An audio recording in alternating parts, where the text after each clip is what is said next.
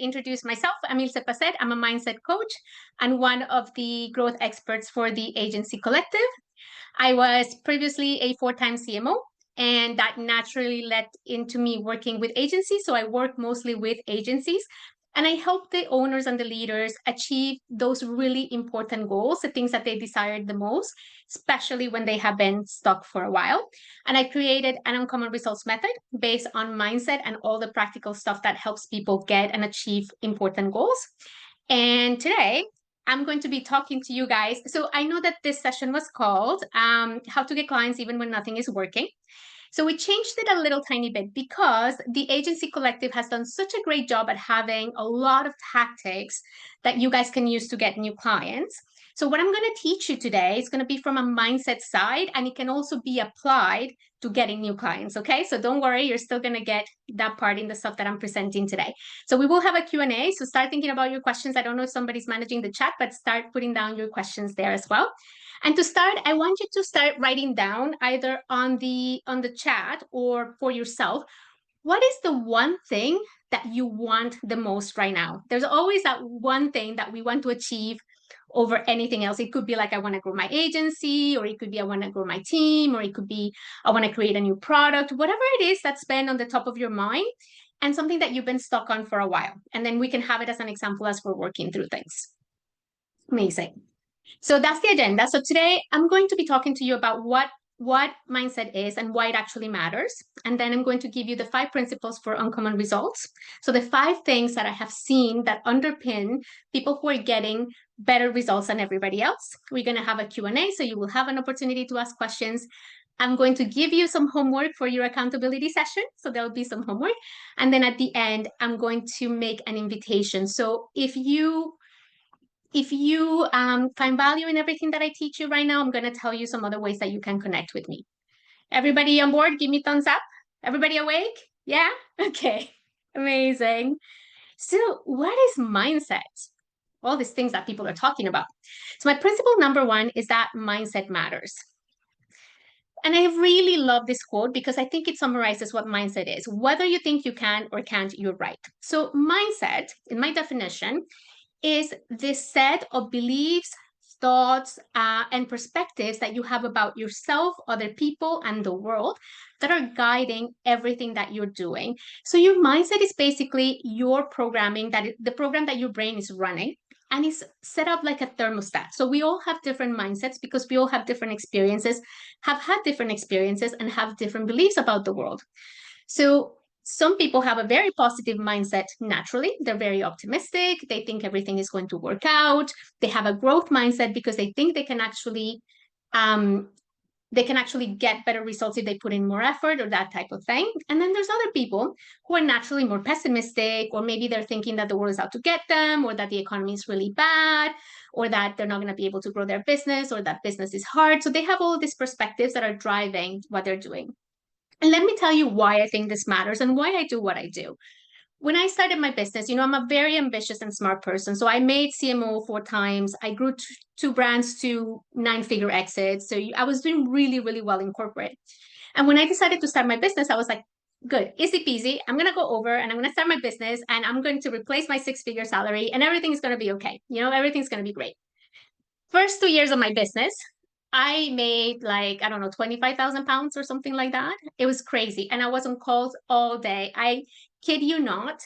I was on like 100 calls before I made my very first sale. And I was on calls after that, but I couldn't convert anybody.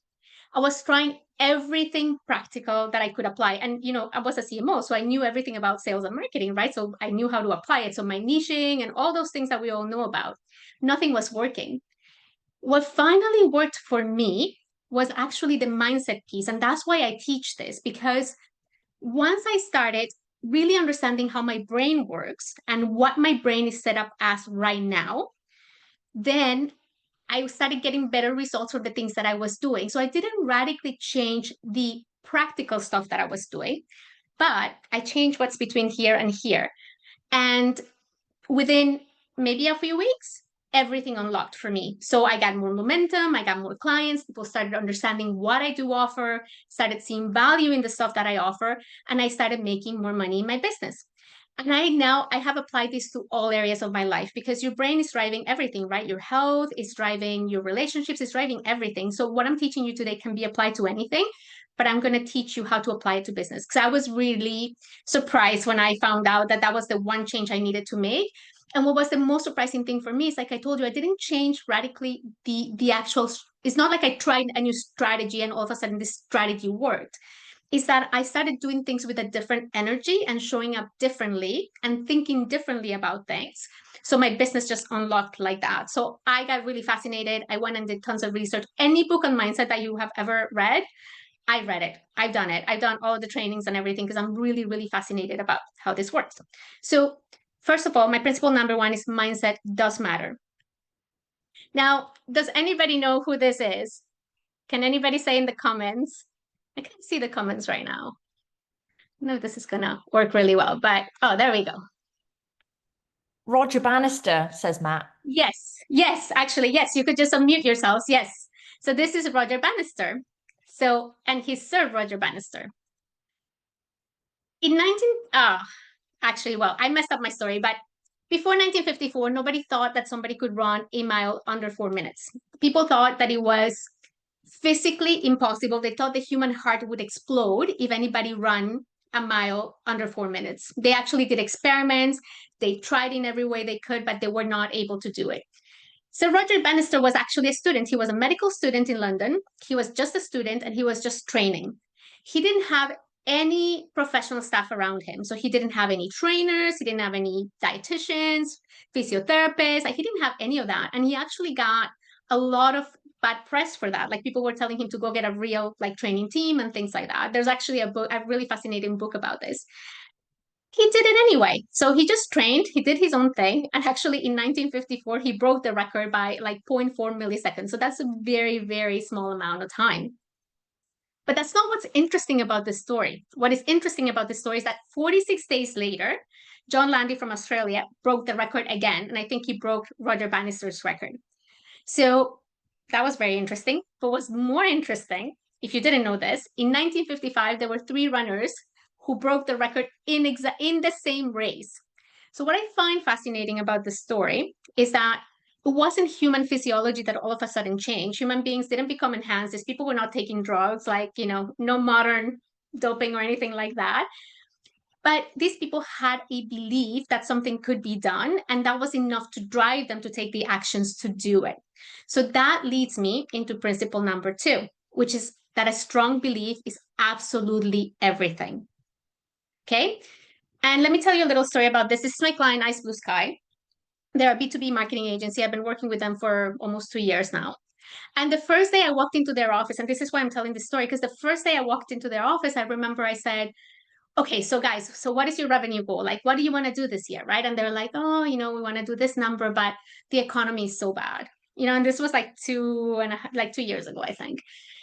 And I was like, right, okay, let's just work around that. Okay. Let's forget about the fact that the economy is bad and let's like try to focus on the things that we can control.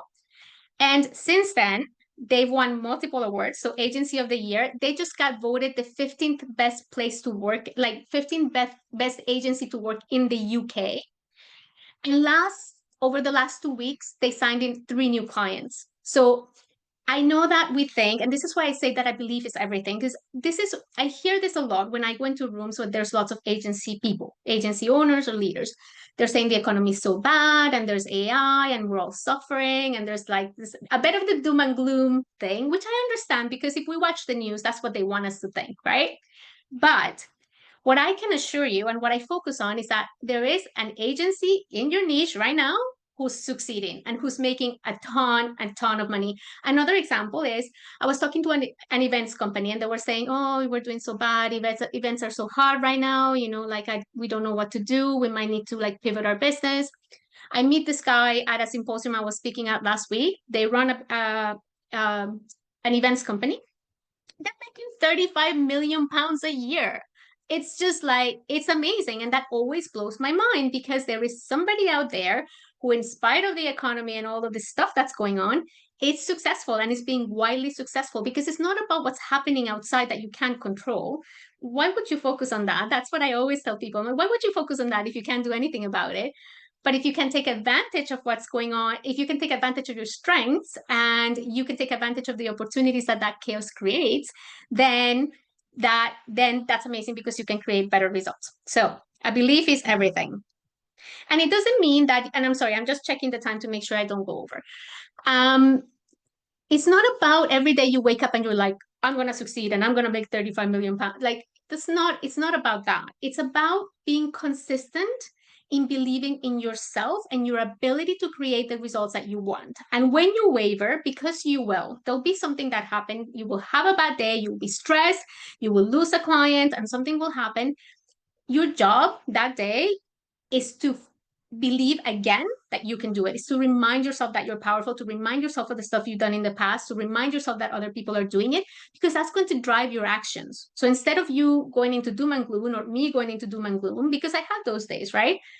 Should I just get a job, right? Should I just throw in the towel and get a job? Like sometimes I actually think that. And I've been coaching since 2016. And then I'm like, okay, let me take a look at all the nice things my clients have said about me. And I actually have a yay me folder. So I tell everybody to do this. So you have a folder where you put in anything nice that anybody has ever said to you, any client feedback that I get, any testimonials that I get, I put them all in one folder. And because I forget, my brain forgets the things that I have done, because there's something that's called the negative cognitive bias, which means your brain only focuses on the bad stuff because it wants to keep you alive. If it wants to keep you alive, why would it focus on the positive? Like, that's already fine, right? But if there's a threat, then your brain will focus on it. So it's so easy to forget. So it's keeping that belief, even if you waver, that in the long run, you're going to be able to make it. And this has been hugely helpful. And when I am having difficulties in any sense in my life, this is what I do. I'm like, how can I strengthen my belief? Who has done it before? How can I remind myself that I'm powerful? And I get myself into a better state. We'll be talking a little bit more about that. Principle number 3, understand how results are created and you will win. Very few people understand how results are actually created. So this is what we have been told. We have been told that effort equals results, right? So this is what we tell in school. Work hard in school and you'll get the best grades and your life will be perfect. This is what we've been told. This is the societal narrative that we have. Therefore, more effort, right? So if I work more hours, if I work more, if I put in more effort, if I kill myself, I'm going to get better results, right? I mean, logical, right? It's actually not how results are created at all. Because if it was, everybody who's burnt out, every burnt out entrepreneur, everybody who works like 22 hours a day and sleeps for 2 would be wildly successful, a millionaire, and the happiest person in the world. And trust me, I have seen people who work hard. Like, I work with entrepreneurs all the time, so business owners, and I know people who work really hard. But but this is not the right formula. So this is the right formula, and this is how your brain actually works. And nobody taught us this ever in school. Like, if I ever opened a school, like I don't have kids, but if I had kids, I would actually teach them this. Your beliefs. So these are the things that you think are true about yourself, other people, and the world. Those things that you're thinking, which most of the time are unconscious or subconscious. You're not necessarily aware of them unless you've done mindset work before. But those things that you believe, like, for example, I'm bad at math, that's a belief. Or I'm great at public speaking, that's a belief. Or people are out to get me, everybody's bad, they're all out to get me. Or the world is an unsafe place. All of those things are beliefs, and they can be positive or they can be negative. But those are the things that are driving your results. Why? Because your beliefs drive your thoughts. Whatever you're thinking on a moment by moment basis is being driven by the things that you believe. So, for example, if I'm sitting here and somebody calls me and they say, let's do a business venture together, but my belief is that, people are out to get me and people are horrible and I should never partner with anybody, those are going to be my thoughts, right? I'm going to be constantly thinking, oh, I'm not going to talk to this person. This is horrible. Why are they calling me? I'm under threat. I'm just not going to listen to them, and I'm not going to take the opportunity. So whatever you believe is driving your thoughts. That's the lens through which you're seeing the world. The thoughts that you think are creating your emotions, and this is literal biology. And you can do this experiment. When you think you're sad, you feel sad. Like, if you do an experiment and you say, nothing has happened, but I'm happy right now, like, put yourself in a happy state, your body starts creating oxytocin, serotonin, and all of these really great chemicals that make you be in a better emotional state. At the same time, if you say, oh, the world is really crappy, I'm never going to make it, I'm going to go back and get a job as a CMO, all those things, then you're going to feel like that. Your body's going to be releasing cortisol and all those stress chemicals because your body thinks that you are in danger. So your thoughts are literally creating the emotions that you're feeling. Your emotions are creating your actions. So the emotions were biologically created to drive our actions. So this is basically when our limbic brain, right? So when you were eating a fruit and the fruit smelled bad or something like that, you wouldn't eat it, right? Because it could be poisoned.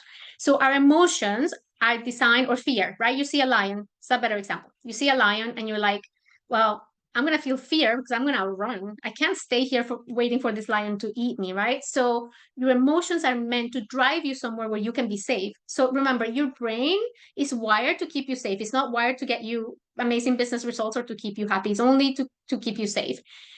So those emotions will drive your actions. So, and I mean, think about it. If you are having a really bad day and you're stressed and you hate the world and you hate all your employees and you hate all your clients and everything bothers you and you got off in the wrong, side of the bed and somebody calls you with a great opportunity, you're probably going to say no because you're in that state where you're like, no, nothing's ever going to work out. And I don't even want to talk to this person. So you will take actions that are equal to that emotion that you're feeling.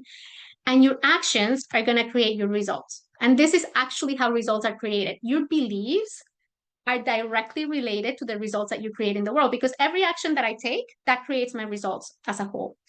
What's really interesting about this loop is that it's a loop.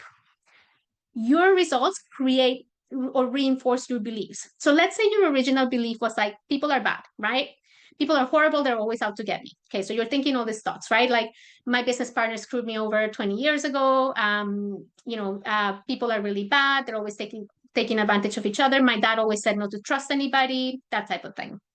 Then your emotions are like, you're in fight or flight, you're stressed, you don't think you can trust any of your partners or suppliers, etc. Then you take the actions according to that. So maybe you don't delegate anything, you don't trust anybody, you do everything by yourself. Okay, so you take those actions and those create your results. So maybe you get mediocre results, maybe you don't get great results because you haven't really taken advantage of the opportunities. And then you know what you say?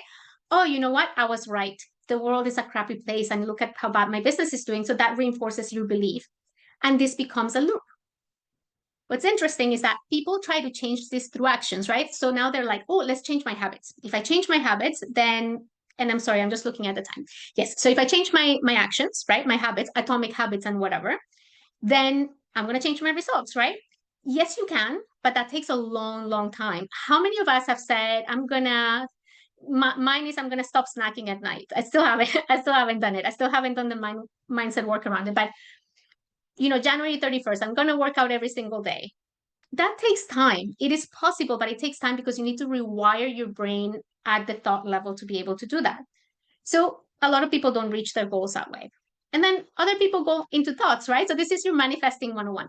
I'm rich, I'm rich, I'm rich. I'm powerful, I'm powerful, I'm powerful. My business is doing great. One day you wake up and you're like, I'm the greatest person in the world. I'm going to make millions. And then your brain is going like, well, that's not actually what you believe.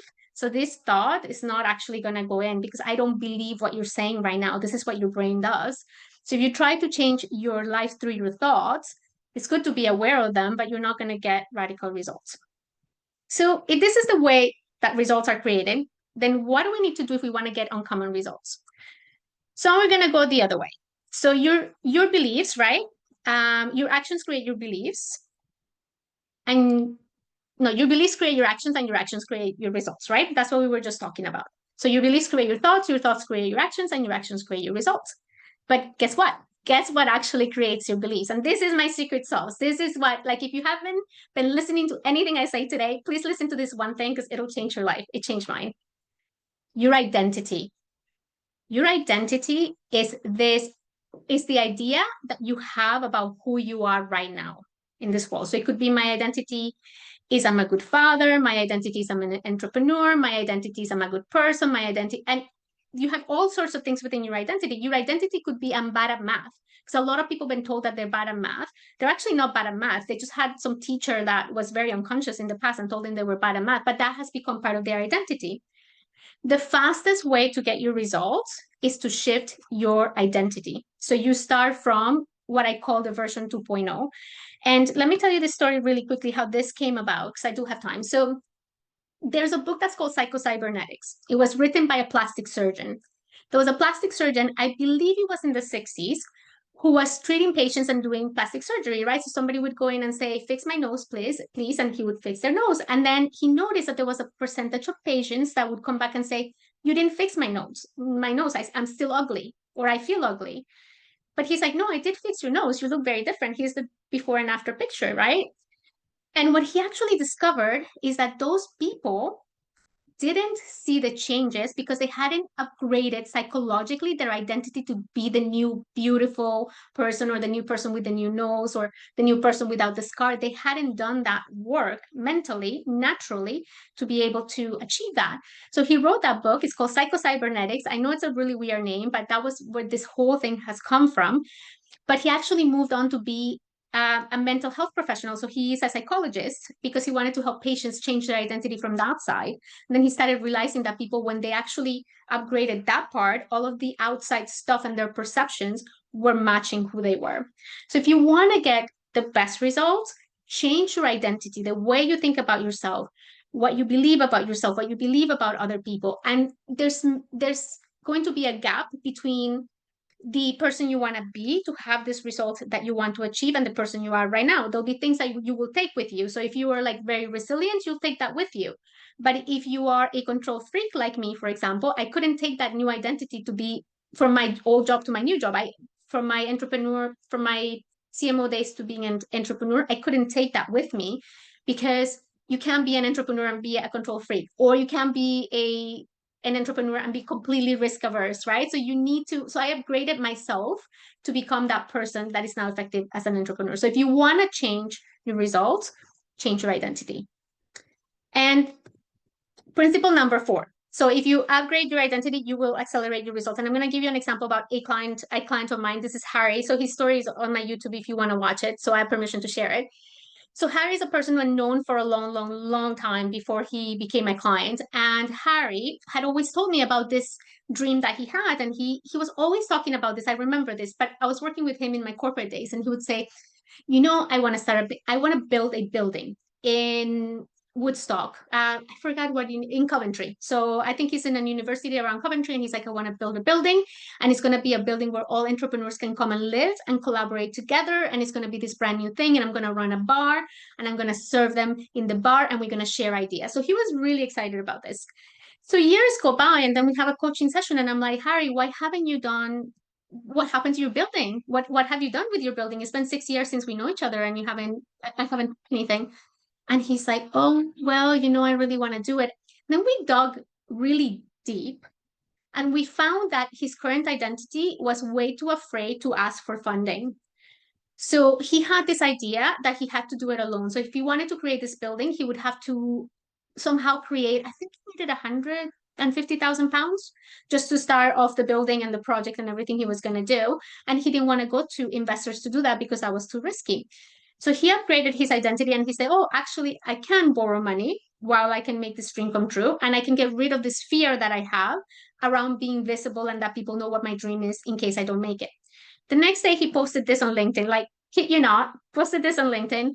I forgot to put how many, I think he got 175 comments or something. So it didn't quite went viral, but he talked about his story about his parents being entrepreneurs and how he wanted to build this building. So in one day, his dream became tangible in some way. So obviously he's still working towards building that building, but now he has plans to do it. He's been speaking to the university to give him like actual land to do it. So he broke through that one thing to accelerate his results. And that was by upgrading his identity. Now, my final one. So principle number 5, you can't be in a powerful state, and you can be in a powerful state or a survival state, but not both at the same time. Try this. You cannot be angry and be happy at the same time, or you cannot be scared and be happy at the same time, because they're two completely different states of being. My principle number 5, and this is super, super important. I have seen this in when I coach people all over again, like over and over again. So if you manage your emotional state, so we're talking about emotional intelligence, and nobody teaches us emotional intelligence as entrepreneurs unless we actually read about it, you will achieve more. And this is why. So you can have a really strong belief, right? You can have a plan to do something. You can do all of the other steps around mindset. You can identify your limiting beliefs and smash your limiting beliefs, like all the stuff that I do around mindset work. But if every day you're showing up in a survival state, and when I'm talking about a survival state, it means you're showing up stressed, angry, defensive, depressed, sad, hopeless, helpless, bored, all of those are states of survival. So all of those feelings or all of those states of being, they're not conducive towards taking the actions that you want to take to get to where you want to get to. At the same time, if you show up inspired, confident, if you show up happy, joyful, connected to other people, positive, optimistic, then you will be able to take the actions that are going to help you get to a better place, because we can only take actions that are equal to the state of being that we're in. And this is the everyday work, that this is the hardest part of the process, is keeping yourself in that state as a leader to be able to influence the results of your company. And now, us as leaders, we have an even bigger role to play, because this is something that's very interesting that happens in leadership. This is very obvious, but I think people don't often think about this. So people look up to their leaders. So when you walk into a room, your team, if you have a team and you're having a meeting, when you walk into the room, people are going to be looking at you subconsciously for cues on how to act, how to behave, what to say and what not to say, whether or not you're happy or sad. This is the burden and the gift of leadership. Like, this is how we can persuade people, but people are going to be looking at you for examples of how to behave within your organization. So if you're the guy who shows up every day complaining about, or the woman who always shows up complaining about the economy, the weather, how horrible things are, how you're going to lose a client, and you're pessimistic, and I'm sure all of you are not doing this, but sometimes we're not really aware of the things that we're doing, then people are going to feel it. And they're going to be scared, and they're not going to be very they're not going to perform really well within their jobs. That just happens. And I can give you a very clear example of this, and this is how I noticed it. When I was working in corporate, I worked for 2 companies that were services brands. So they were ServiceNow partners. So one of them I can name, the other one I can't. The one that I can name, it was one brand that I built that sold for, I think they sold for 100 million to Accenture. So this is public information. They sold back in 2017. They were called Focus Group Europe. The guy who ran this company, very chill guy, just very relaxed. He was just assigning things to people every day. Like, he had a really sort of natural way of being and a natural rhythm of life. He wasn't a woohoo, like we're all gonna win, but he was just very stable in his emotional sort of responses. So he had a very stable baseline. That's what I like to call it. So every day he would show up and he'd be like, "Oh, HR, here's your job. Marketing, here's your job. Blah, blah, blah. Okay, so we all do it." 5 years later, he sold the company for 100 million. This was like 5 years. And then I worked for another company, same size, same geography, also run by a man around the same age. So it was very, very similar. And this person would show up to every single call. You go like, "Hi, how are you doing, John?" That was not his name, but "How are you doing, John?" And he'd be like, "Oh, I didn't get enough sleep last night, and my kid, he's giving me trouble, and my dog is sick, and I had to take him to the hospital. It's so bad, but like, I'm fighting the good fight," like literally like that. And every single time we'd get into a call, he would start doing that. And what I noticed that started happening is that everybody in the board, I was sitting in the board, but I started noticing that everybody was doing the same thing. You get in a call and nobody was talking about how great the day was, only me, because, I'm like the eternal optimist, but I was like, "Guys, the sun is shining. I went for a walk this morning." But everybody else's narrative will be around that. And guess what happened to his results? Obviously, there were other things at play, and I'm not saying that it was solely because he was this way. He's been around for 8 years now. He's been in the brink of bankruptcy 3 times. The last time he almost broke the company was back in May. So this is an extreme example, but I have seen it from the inside out because I was sitting in those boards with these people that built these companies, and I just found it so, so interesting that these two people, and they were both very capable. So this person was super smart, really, really, really, really capable. But the way he's running the company is not conducive towards getting great results. So emotional intelligence is incredibly, incredibly important. So I'm just going to check out the chat just really quickly. Amazing. So this is great stuff. Yay me folder. Yes, please do a Yay me folder. You can call it whatever you want. I call it Yay me because somebody who taught me that called it like that. And yes, a fully motivated, energized talent team, full commitment. Yes, absolutely. Yeah, you and the other thing that I wanted to say about this emotional state, and there's many tools to be able to get yourself in a good emotional state. There is meditation, there is breath work, there is just going for a walk, there's playing with your dog, whatever works for you is getting yourself into that really good state. But that does affect the company. But the beautiful part about that I love is that because you are the leader, because you are the owner, because you're the MD, you have a huge opportunity to inspire people. So if you show up in a positive way, and I'm not talking about toxic optimism. So please don't, like, if things are bad, don't sugarcoat them. Do say, guys, we're doing bad. I always encourage my clients to have those conversations, like address the elephant in the room. Guys, we've lost a couple of clients. It's normal. It happens. These are the things that we're doing. It's obviously not ideal, but this is not going to kill us. We're still strong as a business, right? So show up from that place, and you will see that every leader in your company and everybody down starts showing up in the same way because they're mimicking the way that you're acting. So before I give you the homework, we're going to do the Q&A. So we'll do the questions now. So does anybody have any questions? You can just unmute yourself because I think the chat is really hard to read if you have any questions. I will read out the chat as well if you do want to pop in the chat. So Tony's question is, how do you get a top team, not just the founder/leader, to have this mindset? And is it even right to have too much uniform positivity?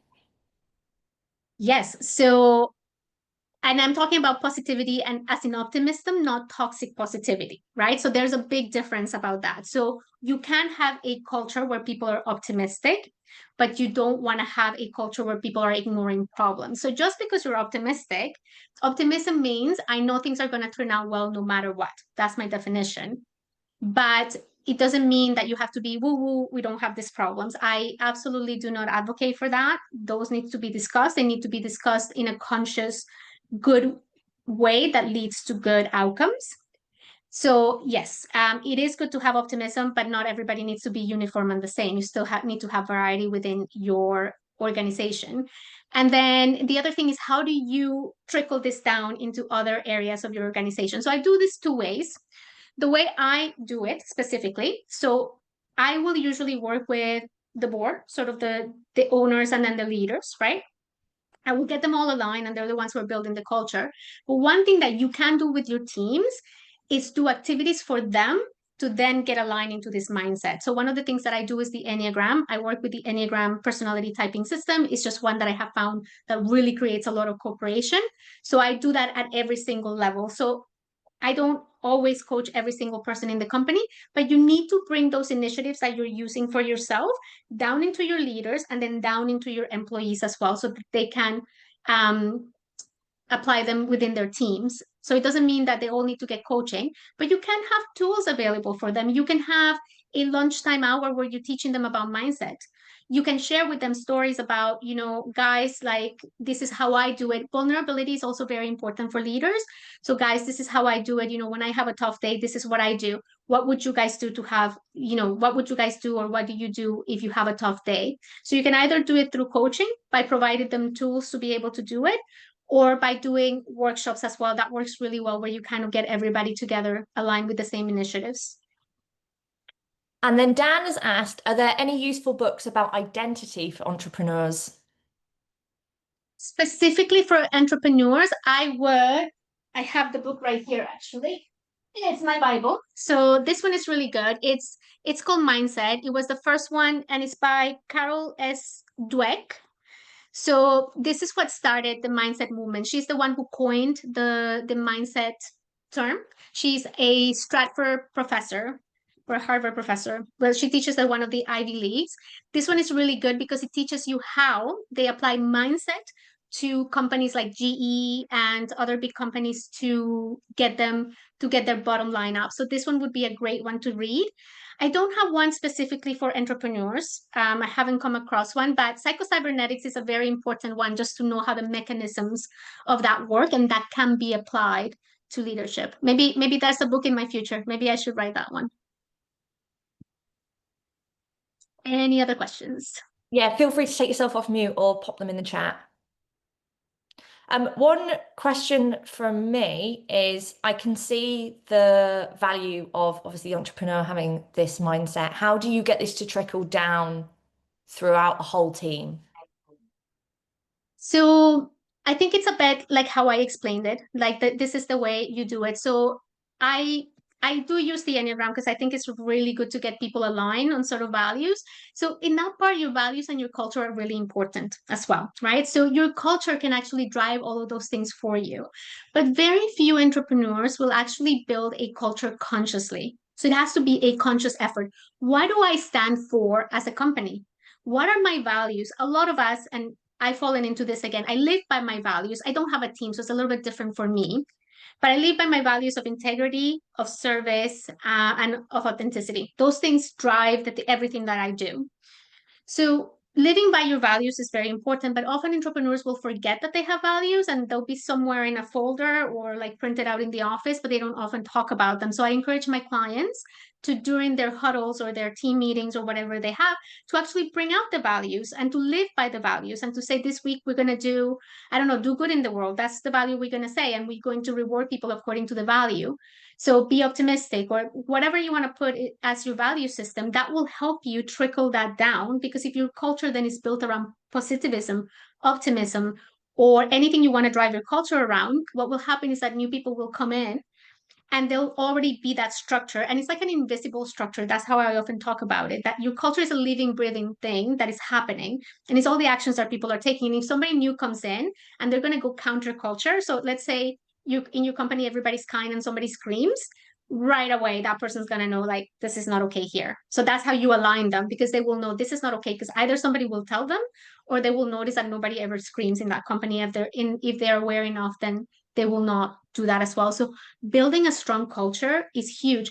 And if you have the budget, if you have a learning and development budget, spend it on giving everybody within your company the opportunity to have some coaching, right? To have this whole mindset, to discover what things are holding them from reaching the next level. Ice Blue Sky did that. We started with the SLT and they loved it. They're like, we did the Enneagram together. We love how this works. We're so much more aligned. We understand each other better. Can you do it with everybody? And they only have 15 people, so it wasn't like a huge endeavor, right? But then I did the Enneagram with absolutely everyone within the company. And then we got together and we did a session together. And now everybody understands where everyone else is coming from, where their motivations are, what's the best way to communicate with them, what do they do when they're under stress? This is really important, and how to handle that. And so now they're working as a team way more effectively. And what that has led is into better customer outcomes, more innovation. People are willing to speak up. So there's all of those things that happen within a company, all those good results that we like to see. So I would say definitely build a culture that drives the behaviors that you want to drive. And you are the first one who needs to behave according to the values. So you set the example, because if you don't set the examples, it'll just be something that's written somewhere and it's a nice little idea. But if you don't live by those values as an owner, people will not live by the values either. Any other questions? Is everybody finding this interesting? Have you guys heard about this before? Because I often talk about these concepts and people tell me, I never heard that before. I never heard how results are created. Like I never heard about identity upgrades. So I'm curious to see if you guys want to pop it in the chat. Have you guys heard about this before? And is this something that's useful for you to learn that you can apply? We still have 15 minutes. Good. I always go over, and today I went under, which is good. I spoke really, really quickly because we started late. So I went really, really fast. And I think we're a little bit behind. So I think my final message too is that the practical stuff matters. I know, I've been in corporate, I built brands, I've sat in boards. I know that you need to take the actions, you need the tactics, you need that. But if you combine the stuff that I'm teaching you today with those tactics, your results are going to be amplified. I've seen this time and time and again. Often you'll be able to do it a little bit faster, but you will struggle a lot less if you do it from a mindset of growth, of positivity, of optimism. If you have a good leadership brand, if you're showing up really positive, because what starts happening too when you show up as that positive person, your brain will start training itself to be positive a lot of the time. So you're really increasing your baseline to start being in those powerful states more often than not. And that happened to me because that's how I cured my depression. I also used mindset to cure my depression. I was clinically depressed for 37 years on antidepressants and all this stuff. And when I did brain retraining, which is mindset, that's how I retrained my brain to have a different level of mind. So instead of thinking hopeless things all the time, now I think positive things most of the time, right? So it doesn't, it's not like I never have a sad thought or I never have a bad thought, but you can change your emotional baseline if you apply emotional intelligence. Okay, so I'm gonna give you an invitation since there's no more questions. So as Agency Collective members, you all have access to me, I think, for a call once a year. But I wanted to offer you something special today because I'm doing this presentation, this is for you guys to do a mindset audit. So if you guys want to book a call with me, a 1 hour call as part of the Agency Collective, what I'm going to do is I'm going to go over all the things that are holding you back right now from achieving that result that you want to achieve. That thing that you really, really want to achieve, but you're being held back, whether it's your revenue, whether you just want to become, a way better leader, whether you want to sell your company, but you haven't gotten everything together to be able to do that. So I'm offering that to you guys. So you can just scan the code and book a call with me. That's completely complimentary. And I usually charge £500 for this. So this 1 hour of my coaching is usually £500 for this, but you guys can have it. And it's different than the other calls that I do with the Agency Collective. So just for you giving me your time today to listen to these concepts. Okay, any final questions before I go into the homework that you're going to be doing with your accountability teams? Just one thing from me is that I know a lot of agencies think of this as like super fluffy, kind of like silly work, but there's one agency at the AC who's really, really lovely, and they applied this mindset and just basically they had multi-million clients and they said, we want our first billion client. And they just started acting like they were already that. And then they've landed $2 billion clients. They haven't done anything different. They've just changed the way they approach, the way they show up, and the mindset. It was fascinating to watch. So yeah, it really I've seen it work in real time. It's incredible. Absolutely. Thank you so much for that because yes, it is true. I mean, I was very hesitant to teach this stuff before. When I started my business, I would only teach frameworks around sales and marketing and stuff like that. And what started happening is that when I was doing speaking engagements or I was working with people, they were like, I love the mindset stuff. Let's do more of the mindset stuff. Mindset, you're a mindset coach. They never call me their business coach. They always call me their mindset coach. I used to be a business and mindset coach. And what I realized is that people were achieving way more important things in their lives and more long-lasting results using these things that I was teaching them instead of just the marketing stuff and the sales stuff. I still teach that because it's part of I'm grateful to have had that experience and to build brands and to know what it's like and all these different things. But if you do this work, you will see definitely everything else amplify. And it's exactly what you're saying because you do create more innovation within your company. You do create better customer outcomes. You do create more revenue. Absolutely. If you act like an agency that's 10 million, if you want, this is, and I actually tell my agencies this, right? So I go in and they're like, how much are you making? They're like, 1 million. I'm like, how much do you want to make? They're like, 2 million. I'm like, why don't we do 10 million? And everybody looks at me like, are you crazy, right? I call it my big step exercise. And I said, no, I'm not kidding. Let's try. If you were 10 million, what would you do? Like, what would you do different? What would you stop doing? What would you start doing, right? And then people start coming up with all these sorts of crazy ideas. They're like, we'll hire this person and we'll approach that other company. And inevitably, they start behaving in that manner, which means they achieve the results. Sometimes they will get there, not all the time, but sometimes I had one client that got from 1 to 5, even though they wanted to get to 1 to 2. I mean, it's not huge, right? But for a company that's like 1 million, getting to 5 is a big deal. And one CEO, like she told me, I'm like, I'm already 10 million, I'm already a 10 million CEO. She's like, I'm walking into a room and I'm that 10 million CEO. I'm having conversations with people that I would be so afraid to approach before. And what's that's leading to is to then her having those conversations and her kind of growing the company, right? So yes, it's definitely not fluff. It's real stuff about how your mind works. And if applied properly, it will definitely give you better results than you're getting right now. Okay. So homework. Oh, and I love this quote. We're all faced with a series of impossible challenges and with a series of opportunities brilliantly disguised as impossible challenges. Whenever I'm having a challenge, it really reminds me of the fact that there's gold within this thing, this hard thing that I'm going through. And some of my best ideas and best breakthroughs in my life have come and in my business have come from having really, really big challenges. And then the last thing I want to say that about that is that the bigger you are, the bigger challenges you will face. So they'll never stop, but mindset will help you face bigger challenges. So I never ask for an easier life or an easier business. I ask for bigger challenges and bigger problems to solve. That's how I do it with my own mindset. And by the way, I apply all of these things that you're thinking about. When I talked to you about depression, what changed it for me is I started thinking about myself as a non-depressed person. So what would a non-depressed person think about this, right? What would a non-depressed person do today? She wouldn't stay in bed all day, right? So if I didn't have depression, I wouldn't stay in bed. And it was really crazy because I would just get up and go do something. And then little by little, I became that person who no longer takes medication and no longer identifies with that old identity. So it's all very powerful. Okay, homework. And then the let them theory. Yes, definitely. I still have to read that one. Lots of people have recommended it to me. So The audio it's book gonna be has some extra bits as well, so I'd recommend that one. amazing.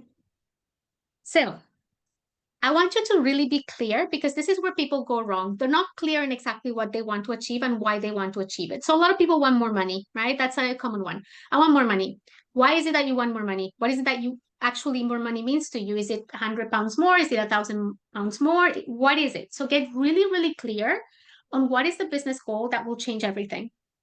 And like I said, this is different for everybody, but it will often be around either raising funds or having more revenue to be able to grow the business, right? So get really clear on that. And don't do it as an exercise of like, okay, yeah, I already know I want to make 10 million. Like really sit down there, give yourself the presence and the time to write this out in your accountability session and share it with other people.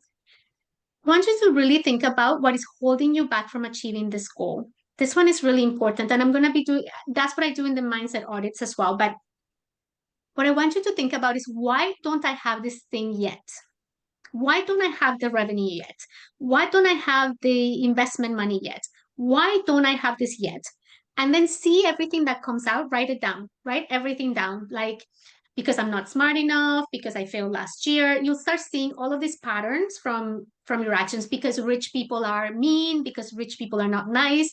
You'll discover a lot of those mindset things that are holding you back. And it could also be practical things most often than not is really your limiting beliefs that are holding you back from that because we're all smart and we're all capable, but most of the time if something is not working and you're stuck it's because there's something in you that's not letting you move forward with that. And by the way, it's not a blaming thing, it's just that we don't always have the awareness of what's inside. And then the last one that I want you to do, and I think this is the most important one, how are you showing up as a leader every day? How are you showing up? Have you consciously said, I'm going to show up like this. I'm going to be this type of leader.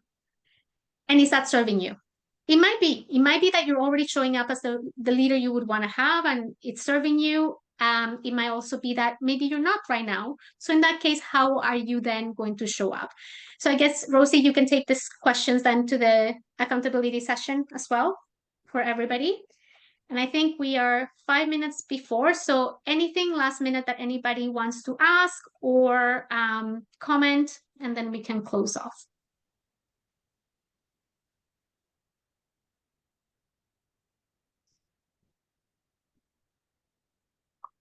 Okay, perfect. So I think everybody enjoyed it. So my information is on the Agency Collective website as well. So there's also a promo code there. So you can find me on LinkedIn when you get this presentation as well.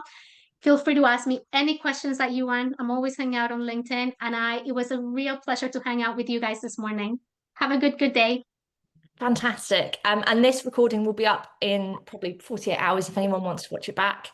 And then, yes, highly recommend taking Ilse up on that mindset audit. Have a Thank you. lovely rest of your day, everyone. And we will see you again soon. Thank you. Bye, bye, bye.